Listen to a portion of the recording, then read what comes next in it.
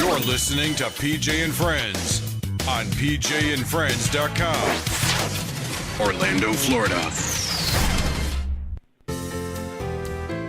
PJ and Friends is proud to present another edition of their Spotlight interview series. And now, welcome your host, PJ. All right, ladies and gentlemen, it's another edition of the Spotlight interview series. Today, we have Hannah Prince on the phone. Good morning, Hannah. Good morning. Thank you for having me. Thank you for making time. I know you guys are very, very busy. I know you got a lot going on, and this has been it was a little easier to schedule you than it is Nicholas, but which is fine. I get it. You guys have a lot going on, but I'm glad we were able to get this taken care of. You, the purpose of this is my main focus is to have people get to know people. We have a lot of talented people in the theater area, we have improv area, and so my goal at this is to introduce people and to find out about the individuals themselves. Then we'll talk about wherever it goes. Where were you born and raised? Oh, well, I was actually born in Virginia, Fairfax, Virginia. But my parents, I moved in to the Cocoa Beach area, actually to their island when I was about 8. So I grew up over there, along the other coast of Florida. Very cool. And what would you say? I'm looking at your, the information you sent me. Your major was what? Speech communication. I double majored in speech communication and in psychology. Ooh, that's dangerous, psychology. I know. And what got your interest there? What was it about those subjects that drew you to it? Well, being in high school, I took a couple psychology classes, and I thought, hey, I could do this for a living. I think I wanted to help people. I wanted to understand people better, generally. But I hear this thing that, people who go into psychology, that they actually just want to understand themselves, right. Which makes sense since I was, a 16-year-old girl at the time when I decided that I wanted to go into psychology. But then once I got to USF, and I was, pursuing psychology, I just happened to take a communication class with a professor who's now my advisor, Arthur Bachner, and he was studying narrative, and I never heard anyone else studying narrative academically, so that piqued my interest. Then I started taking more and more communication classes until Nicholas, actually, he was my public speaking instructor, and he convinced me just to join the major, so I did that. Very good. And how has it been? I mean, let's talk about the speech communication side of things. What does that translate to in job-wise? What was something that would benefit from an education such as that? Well, with a communication degree, there's not just one job you can get.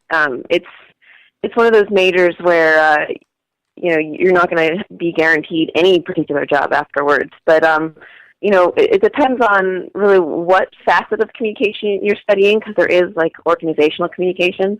So you can go into an organization, or you can, run the business. But then what I study is interpersonal communication. I study interaction between people.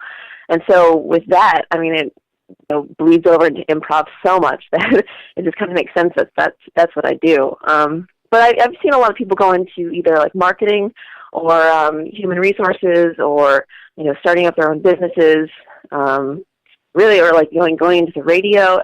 Communication is really anything you want it to be. Right. No, it does seem to fit quite a few options, which is very cool. It looks like that there's a lot that the two majors that you have, you have the psychology and then you have the speech communications. I think, or in corporate communications, I think that can be used anywhere. So that's a good. It's interchangeable with a lot of things that you do. Now, when did you become interested in theater, improvisation, and things like that? Oh, dear. Well, I was one of those shy kids in high school, and I desperately wanted to get into theater then, but I was so scared, and I was so nervous, and I was so self-conscious. So I did tech. I did everything behind the stage. Right. And so I got to live through theater that way. But then when I got to college, and I was doing that whole psychology thing, for one of my communication classes, this woman named Carrie Getz, this, a short little bubbly person who was like this, tons of curly blonde hair and bright blue eyes. She like came bouncing into my classroom and then was talking about improv and she like knew my professor at the time and she seemed just so full of energy and she was trying to get us to take like a lab she was going to do for improv.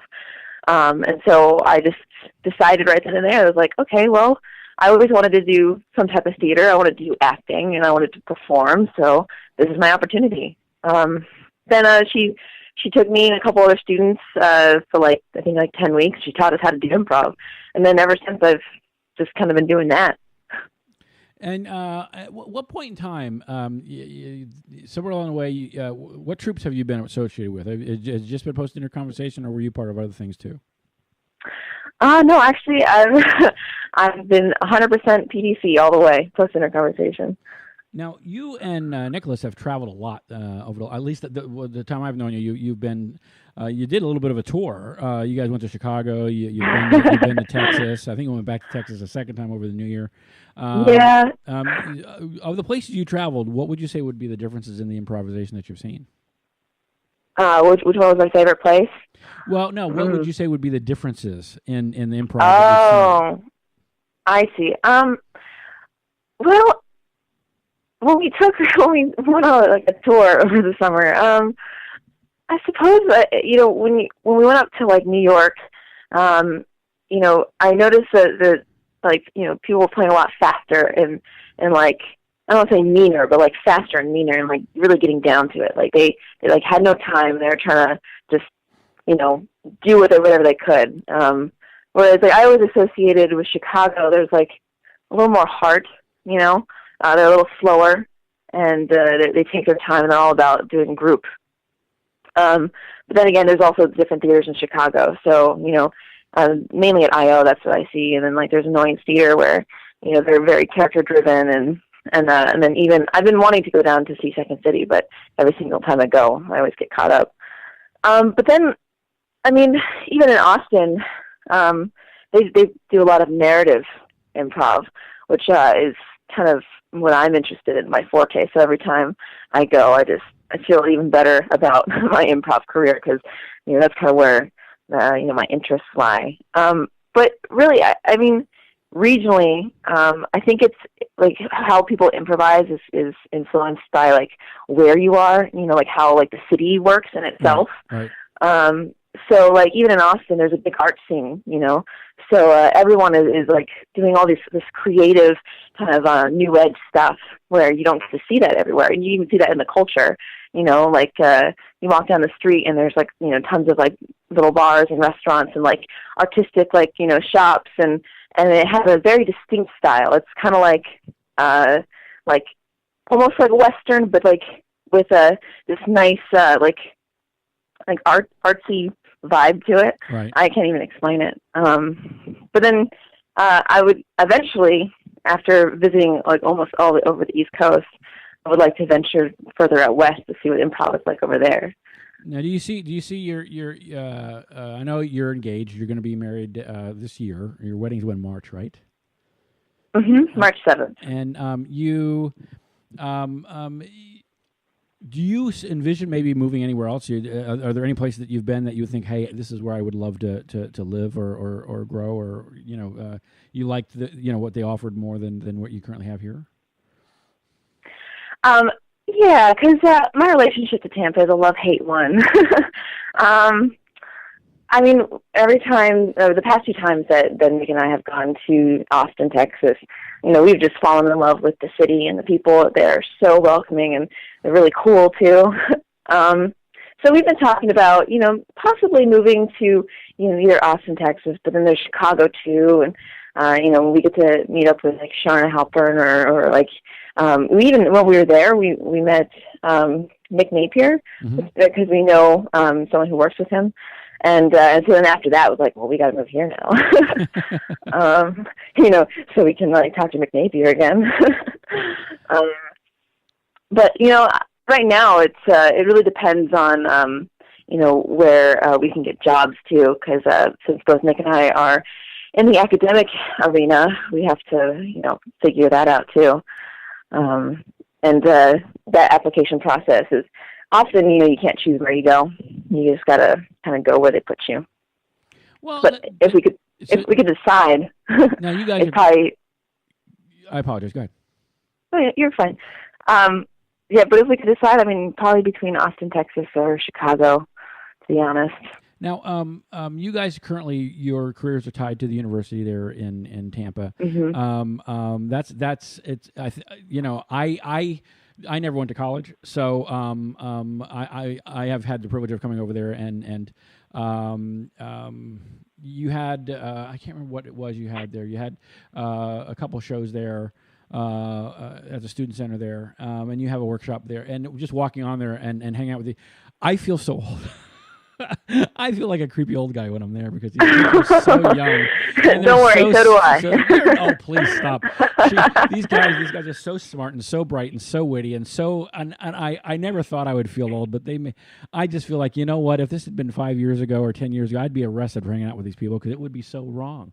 What I'm going to do is I'm going to take a quick commercial break, and when we come back, we'll talk about some other things, and then we'll go from there. Okay.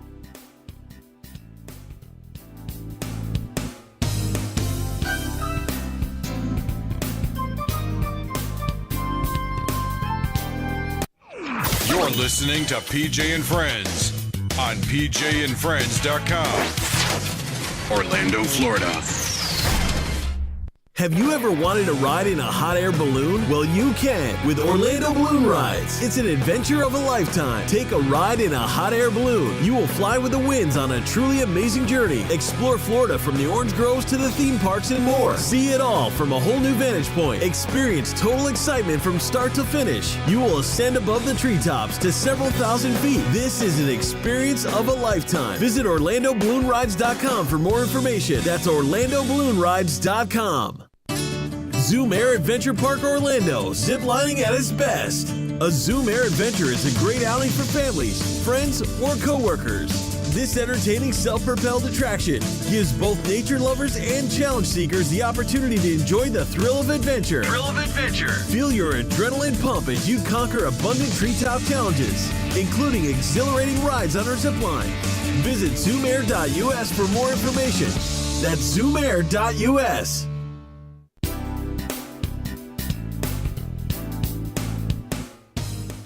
PJ and Friends has several ways to promote your product, service, club, group, or business. You can sponsor a segment or a whole show. Advertising packages are affordable. We can even barter in exchange for goods and services. We can get you heard. We have live reads, 30 and 60-second commercials. We can do shows on location. Email us at sales@pjandfriends.com. Also, take a minute and stop by pjandfriends.com. Take a look around, take a look at previous broadcasts and different shows. And also, there's a link there to our Facebook page. We'd like to have you like us on Facebook, because we need to be liked. We have issues. Let's see. Go back. Well, thank you so much for waiting for me. We have things to do there. So let's talk about post-dinner conversation. You guys did an awesome thing this year. You did the Improv Festival over in Tampa. Now, you did PDC sponsored that 2 years in a row, correct? Well, we've been around for about 3 years now. But the Improv Festival's been there too, right? They did 2 years, or just yes? Okay. Oh, yes. The past 2 years. And how was the first one? I mean, how big of a deal? How big was it there? What kind of talent did you have that came in? Well, the first Tampa Improv Festival we put together a month beforehand. We decided, I think it was in the end of September, right, that this is something that we should do. And so it was me, Nicholas, and one of our directors, Murphy. We all just decided and planned it in our kitchen one night. And then as we were doing that, we had our graphic designer just come up with a whole bunch of images, and we sent out the call for it. Surprisingly, we got people from New York City and Chicago already. They were some of the first applicants. And so then we even got some applications from there's an improv group in Georgia called Dad's Garage. Right. I don't think they actually came down, but we started getting a variety of people across the East Coast. And I remember looking to Nick and being like, are we a real thing now?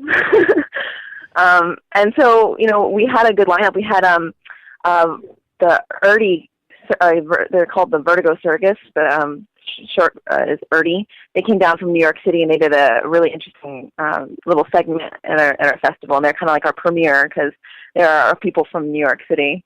But yeah, it was small, but it was nice. And, people who went, I'm pretty sure they liked it.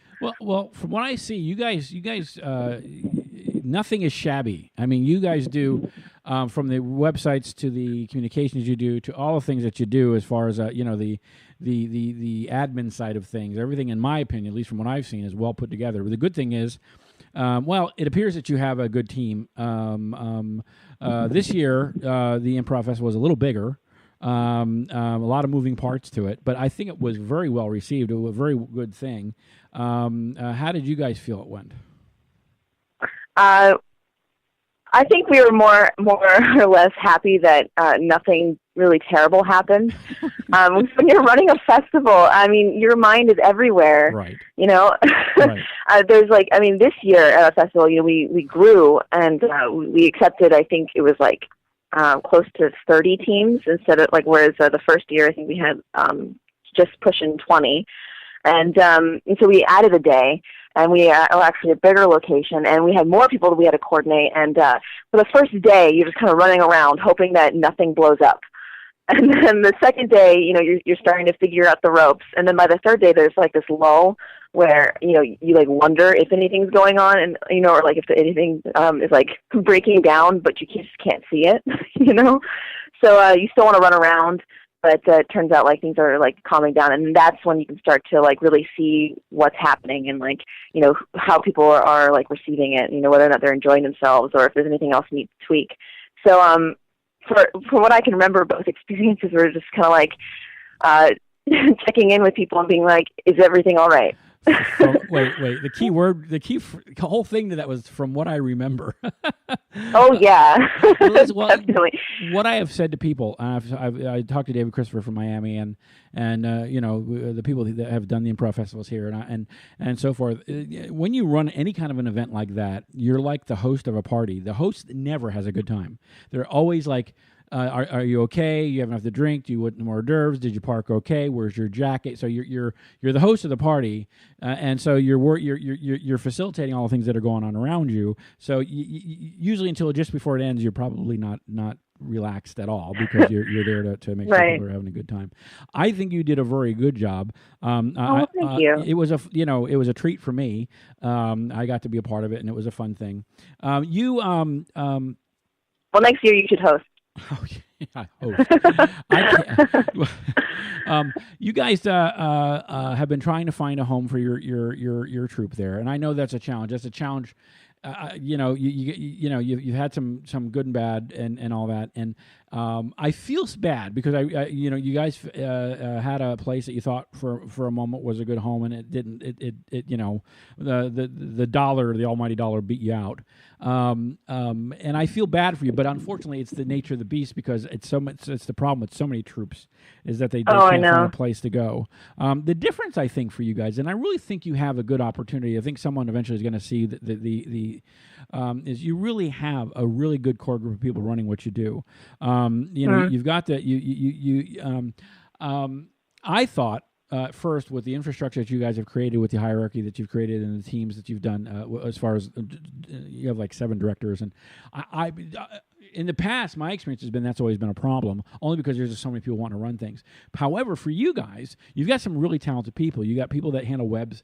You got people that are really just good organizers. You've got people that so each person that you have in positions, they have a bring something to a specific talent or a specific skill set that make complements the other things, and I think that's why having so many people involved seems to work for you guys. And I feel bad, I really do, because you guys had gone in there. I came over that one day and helped you set up some stuff over there. And actually, sort of watched Nick on a ladder, and I felt bad because it had to drive you crazy.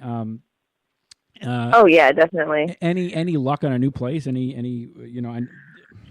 Well, we were playing at Graffiti Junction, as you know, right. this small little American burger bar that has graffiti all over the walls. And we loved playing there. We played in their back room, and it was it was like a 30-person room, and it felt like just big enough for all of us to just perform and kind of be out of the way. But the music was so loud at night. We when we went there and scoped out the space, we didn't go during their very prime hours at night. Right. So when we got there one night, it was just they're having like a dance party outside. And they have speakers right up against the wall where we're performing on the outside. And all you can hear is just like this big, loud, thumping bass. Right. And as people are improvising, they're like looking at me standing in the back, like, kind of like, what's going on and what should I do? And it's like, oh my God. And those are the moments as for me being a director that I'm like, oh my God, I feel like absolutely helpless now, because now you're in a show and it's, and you're like either, distracted or you can't think now. And, right. And so after that night, we tried to find a way to soundproof the space. We Googled tons of different ways, like different materials, like foam and this big, kind of like heavy draping we thought we could use. But that would cost far too much money, and I don't know even if Graffiti Junction would have let us hang up these big, thick black curtains or attach anything to their walls. So we just decided to leave, unfortunately. And now we were working with a coffee shop called Felicitous near campus, but even with them, we do shows 4 nights a week, or at least we were, and that they couldn't, adapt that into their schedule because, they have their own acts that they want to put up, especially when it comes to open mic music nights and whatever. So do they use do they use that space outside as well, or is that? Yeah.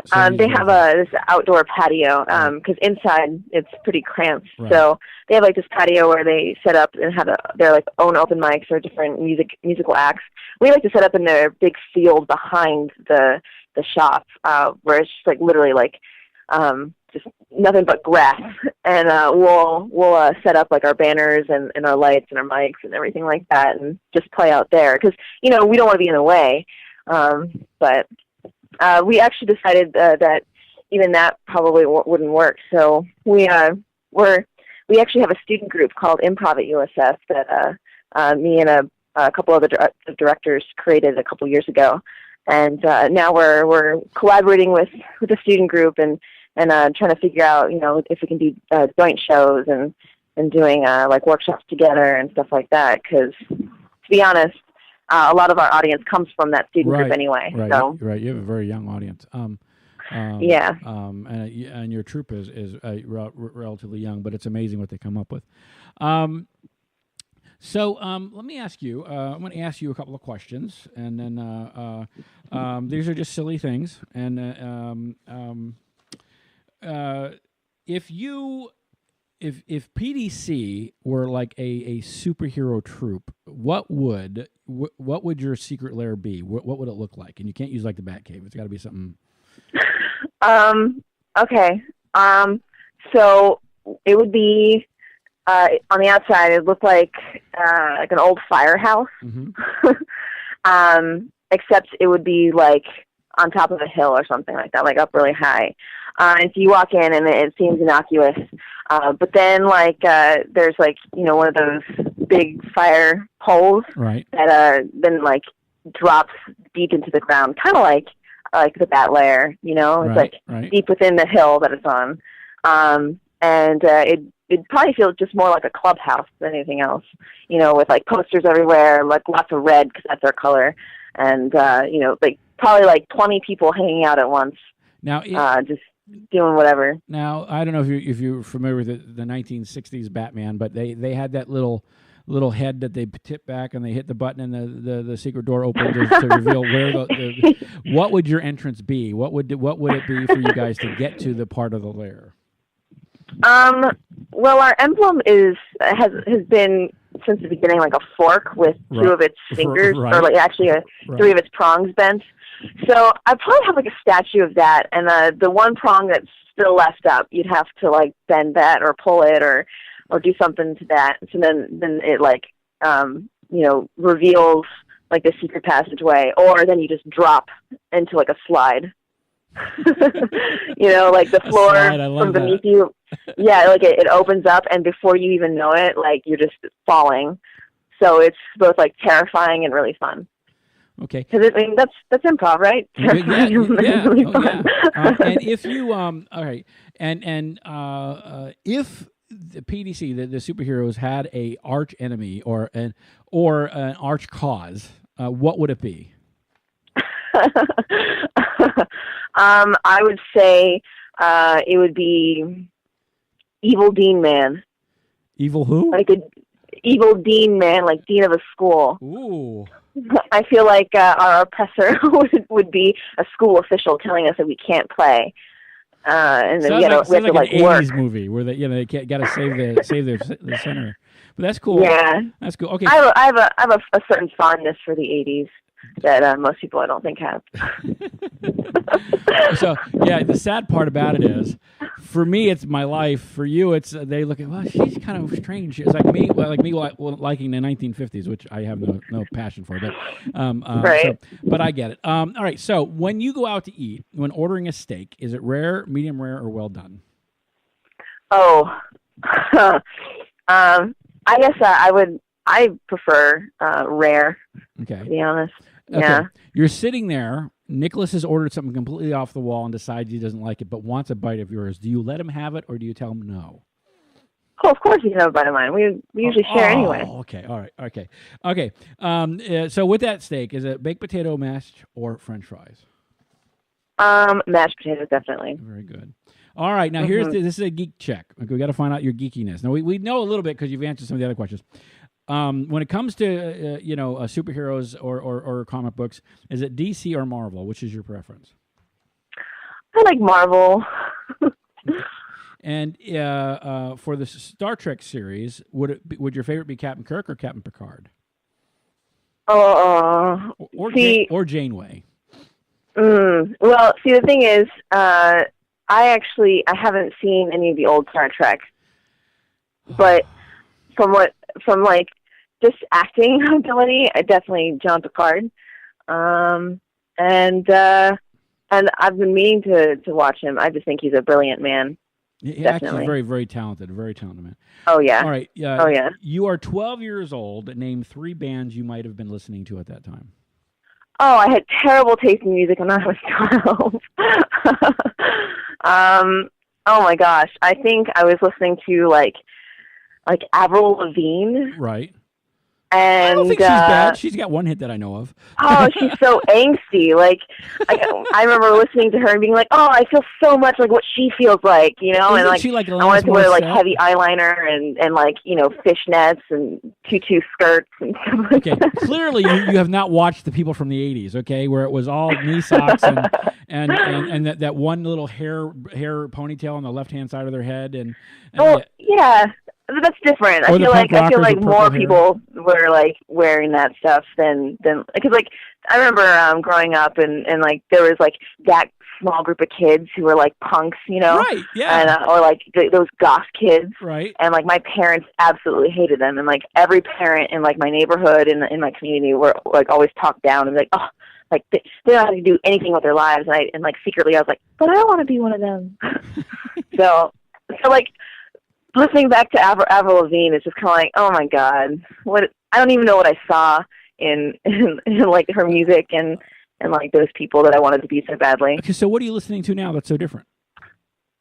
Oh, well, I've been going to this music festival called Bear Creek the past couple of years, and it's predominantly like jam music, funk music. So actually, just recently I saw Susan Tedeschi this past Saturday.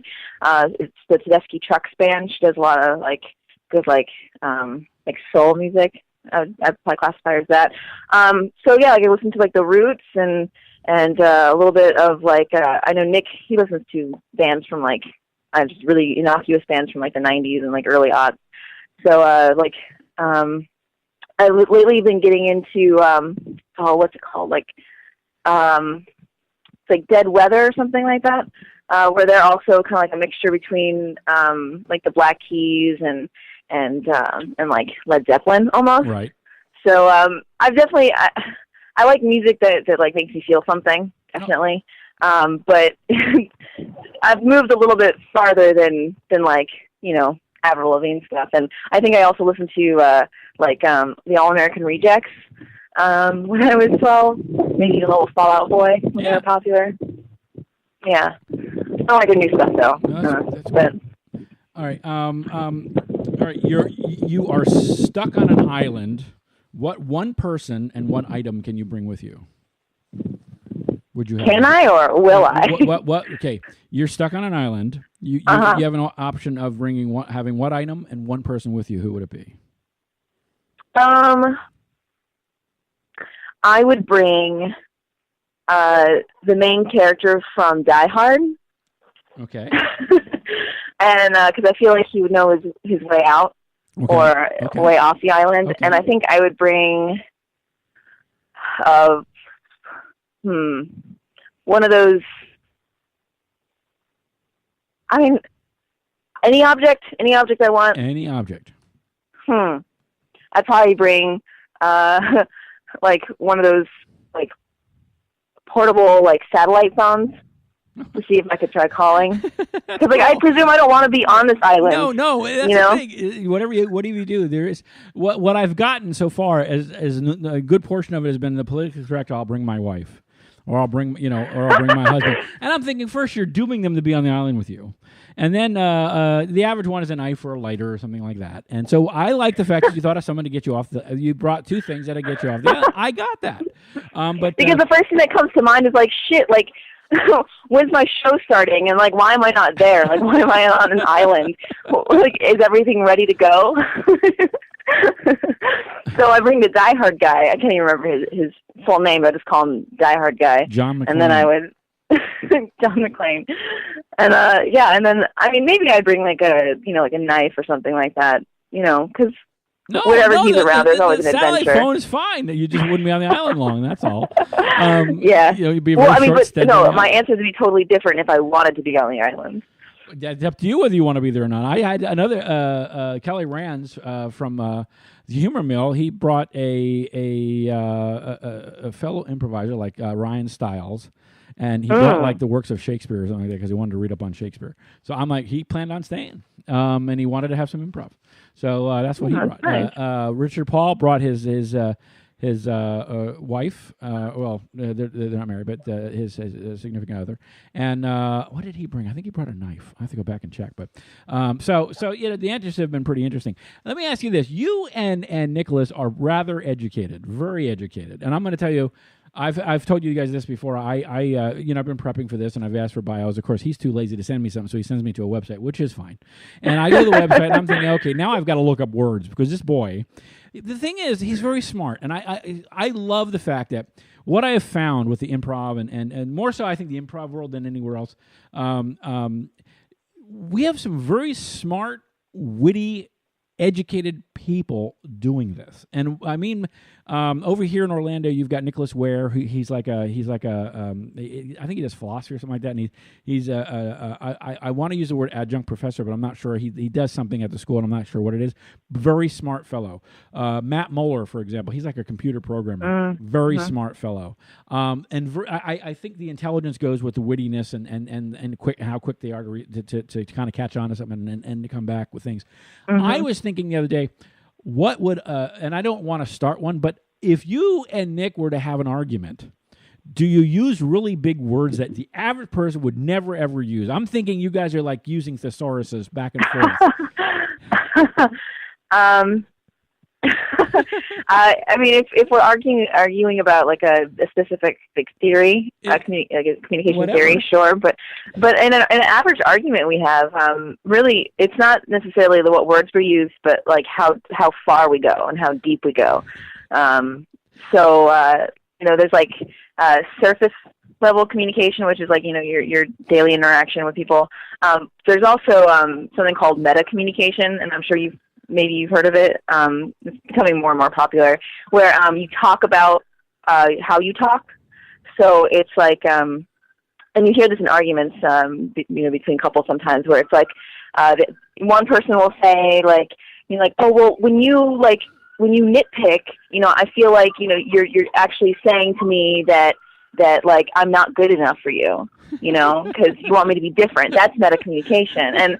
And like then you can even like talk about how you're talking about, and so you get into these really, really conceptual like conversations of like who you are as a person and your identity, and like sometimes those arguments are are really, really interesting and hard to get out of. But see, that would be a fun scene to see, though.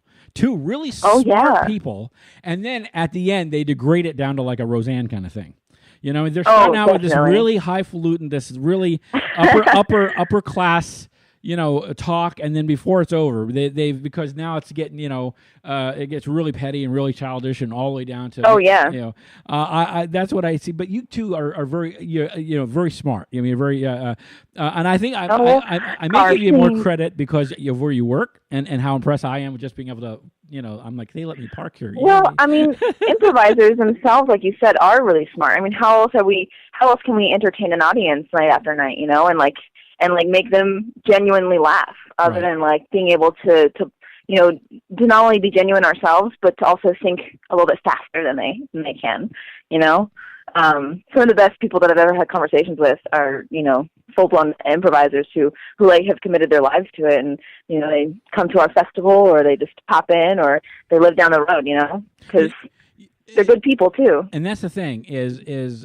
people like, for example, I don't know if you're listening to the interview that Richard Paul did. He had gotten into, he went over to, he's in New Orleans. He's doing a movie there, and the night he got there, I guess it was the first night there, and so he's getting settled, and he had nothing to do, so he said, "Can we do one?" I said, "Sure." So we talked for like 2.5 hours. Oh yeah. Oh, I love that guy. And the thing is, he's the kind of guy that can get into these real deep.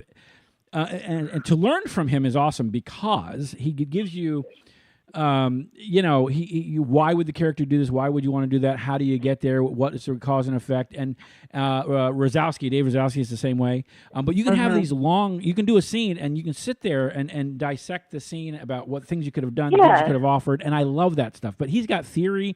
He's got skill sets. He's got all sorts of practices that he can talk about.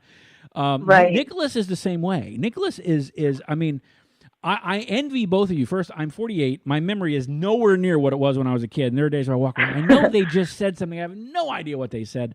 Well, if you keep improvising, it'll get better. Okay. But he is, he gets up there and he's so smart. He's so well, just well versed. And you get that when you read his website and his resume. And I joke about how but it truly, the way he communicates, if people, I wish the people that get a chance to listen, the young ones, would appreciate it, because they won't until years later, maybe. How much information he's really giving them, and if I could absorb it and save it and like put it on disk and then upload it to myself, this would be great, because all of it's very valuable. Another person that you guys probably have not met is John Hunter over at SAC Comedy Lab. He does the teaching of like the lab rats and so forth. He's in charge of the university side of things, and he just, again, we'll do scenes and we'll spend. Sometimes it drives you nuts because he tends to go on for a long time. But what he's saying is valid. What he's saying is he's telling you why and the hows and the who's and the whats of it. But I think it would be really cool to get all you guys together and just have like a roundtable discussion, because I think between all of you guys, John Hunter, Mike Carr is very, very good, and he does that too. But I like the fact that he'll also get on stage and do the things with you and play with you and work with you. But I would love to get you guys together as a roundtable and just have you guys talk improv, because I think it would be an interesting conversation.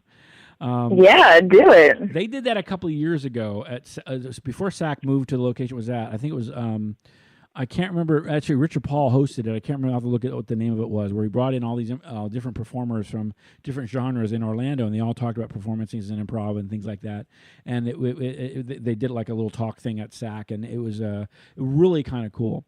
We're going to take one more break, and then we'll be right back. All right. I hope I was on the right thing there. Here we go.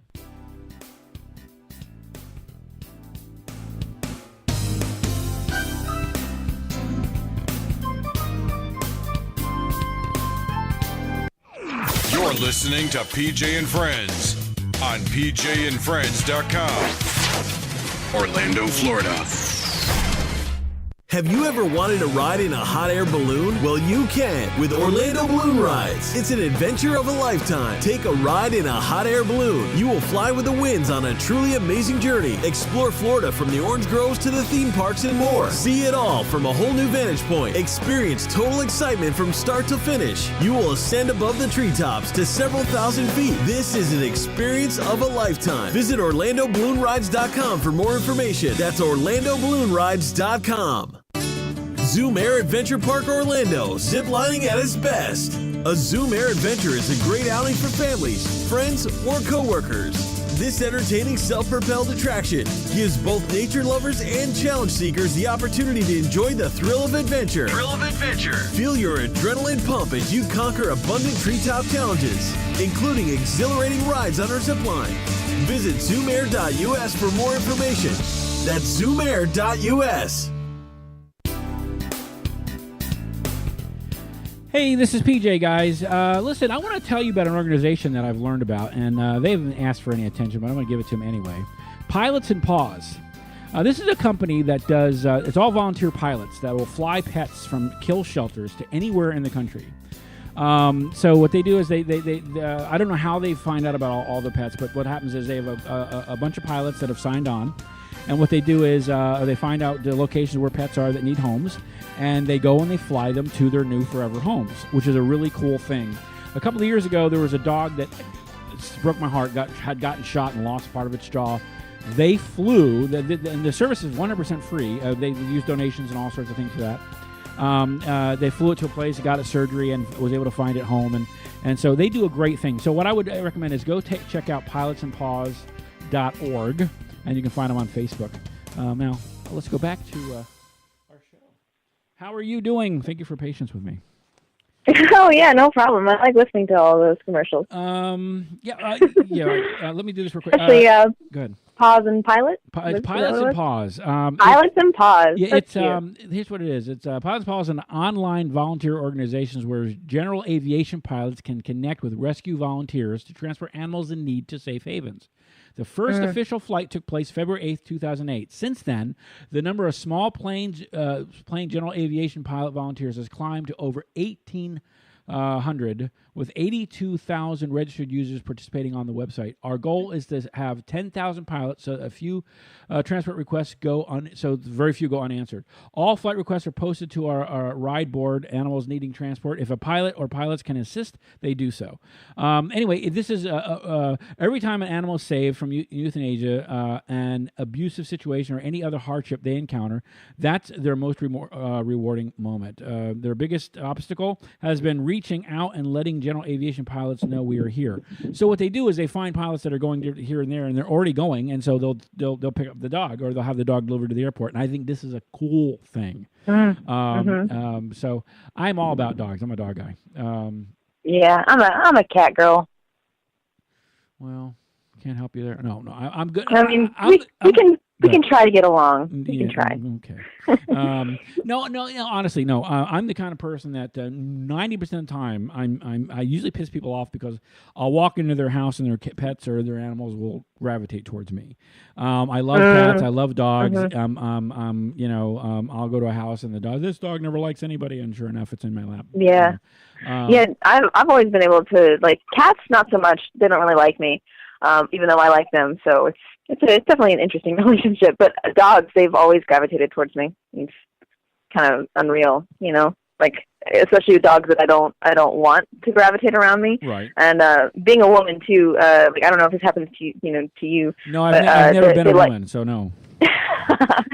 Well, I might as well ask. Don't assume anything. Yeah.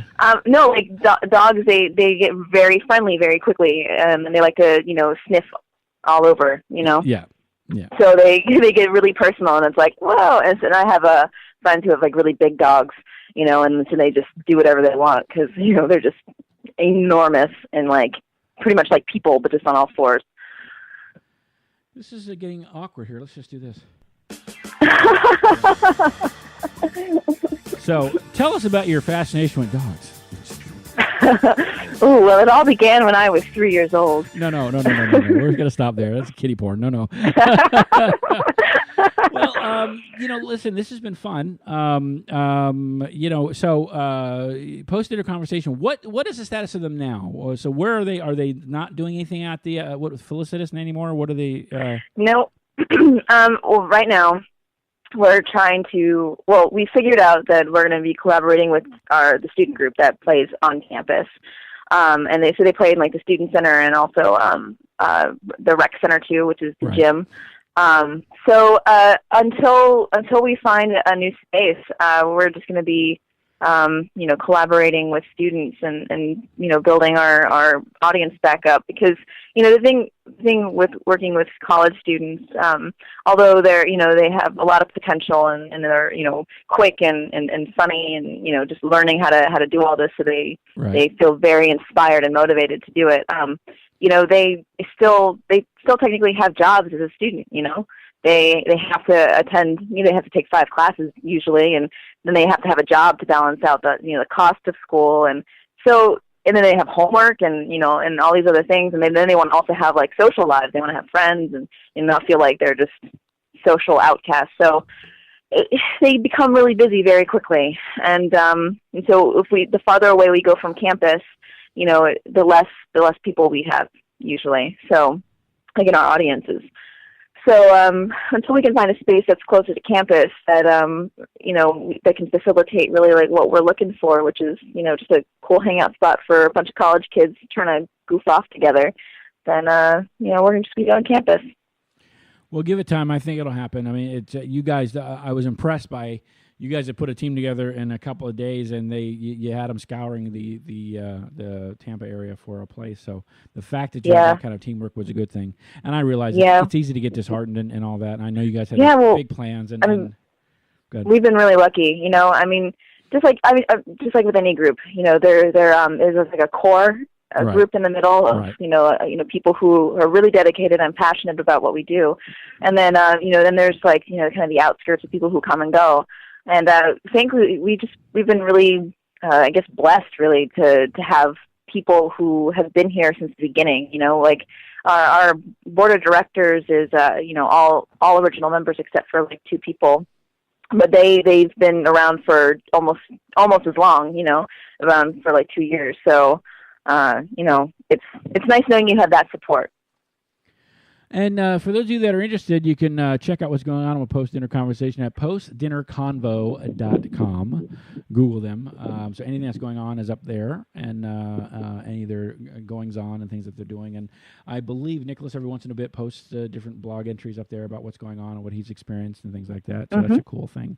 And then, so all that's up there. So please take a time to show them some love. And you know what? If you're in Tampa, because we have a listener base in Tampa, go on and see some improv. These guys are very, very good. And can I tell you? I've said this. I know I said this. You guys have a young. It's amazing. I mean, you got John David is so smart, so bright. You've got a lot of these college kids, and I say that I can say that I'm old. Okay, just so brave on stage. And I think it's an awesome. It was a pleasure for me to get to see. It was like a breath of fresh air just to see these people and to watch them play. And you guys really give them a safe place. I think it's well. The genesis of our group began, with a group of like 8 of us students, who, I mean, for the most part, were like in the hard sciences, like engineering or like we have a couple doctors, people who don't typically have any type of performance background or even like expressive outlets, other than like playing video games. So, we began with this group of people who so desperately wanted to, express themselves and to be creative and to create something on stage out of nothing, and to be funny and to make other people laugh and to bring joy to people. And, beginning like that, we've been able to like hold on to that and to help other students who are really smart, who are very bright, but they just can't get out of their own way. They can't get out of their heads because, they're too smart, and we can teach them how to do this thing where, you can do whatever you want and feel great about it. So, and you guys are performing at the Miami Improv Festival, correct? Yeah, actually, later this week. And let's see. Let me give him a plug because I believe he's listening. Hold on one second. Let me pull up the website here. Of course, now it wants to go slow. So you guys are you're bringing your Flash Farm workshop too, aren't you? Yes, we are. Very cool. Let's see here. It is this week. Okay, the slide's going on me.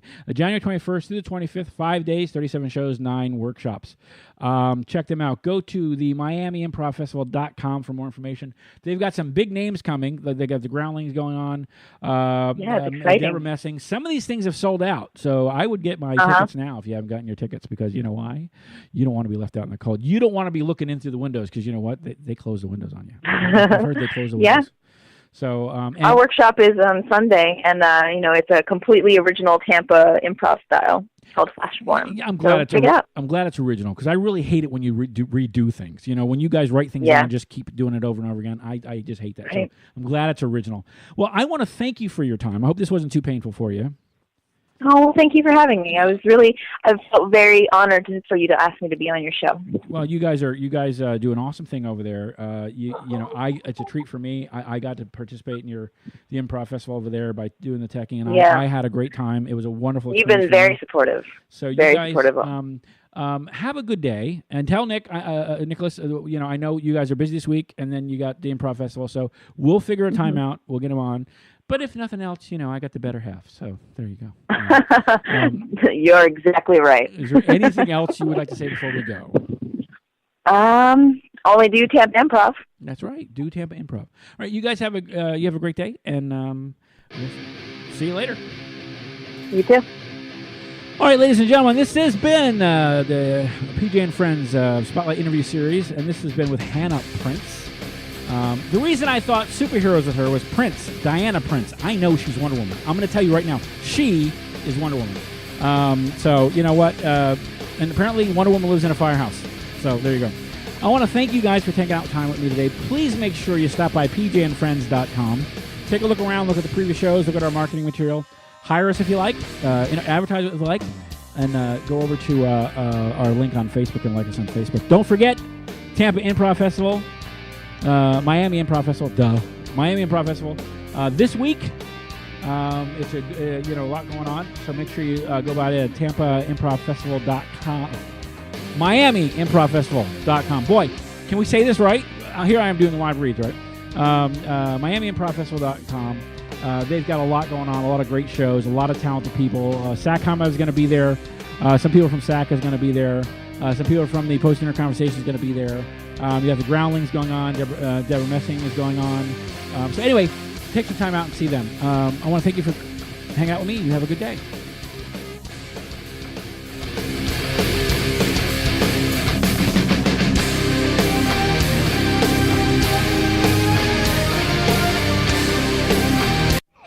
You're listening to PJ and Friends on pjandfriends.com.